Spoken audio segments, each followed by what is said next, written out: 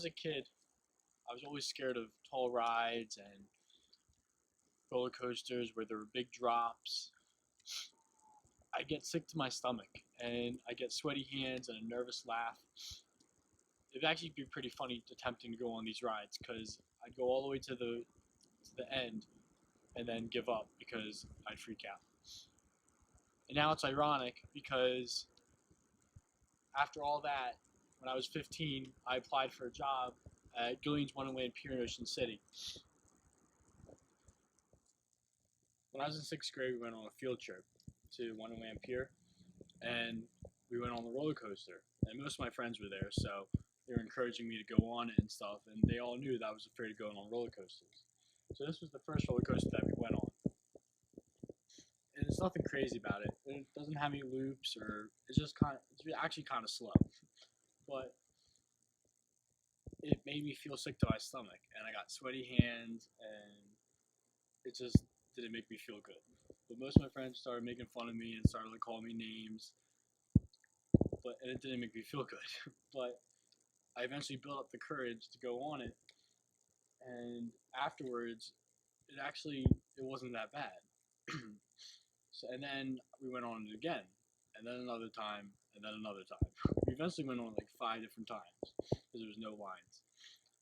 And ever since then, I've loved roller coasters.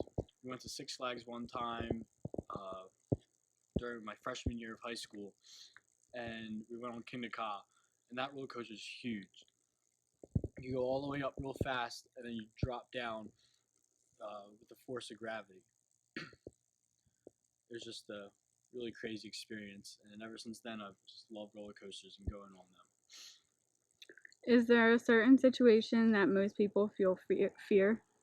I feel like most people feel fear, and they're mostly like common. Like most people have fear of death or heights or the dark, and that I think a lot of people, even when they're younger, all have those fears. But like eventually, they build up the courage to overcome their fears, and uh, they they just grow up and they begin to realize that those things aren't actually scary to them anymore.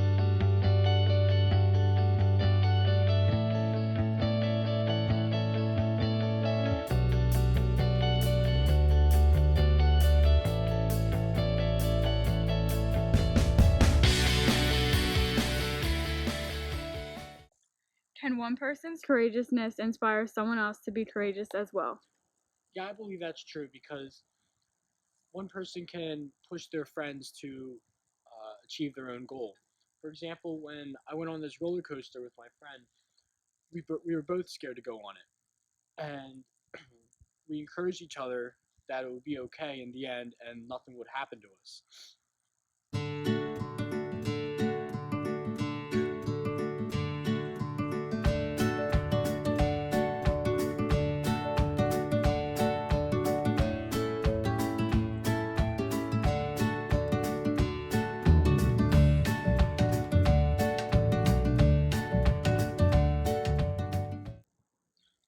I think amusement parks are based off of fear. Every ride's designed to make a person feel a type of way. For example, the mini scooters, the little bumper cars, it'll make little kids scared because they're going so fast, and then they get bumped real hard, and they just get knocked off. Um, the Ferris wheel. The Ferris wheel it's 162 feet tall. Most people are scared that the gondola might fall off or they might fall out of the cart. I get those questions all the time when I'm operating it. Another ride that I think just induces fear is the dark ride, haunted house. The the name itself is fear. Kids will go on it and they go through a small track and it's pitch black, and at some points there's glow in the dark parts where things pop at you and they they get you on the spot and they just scare you.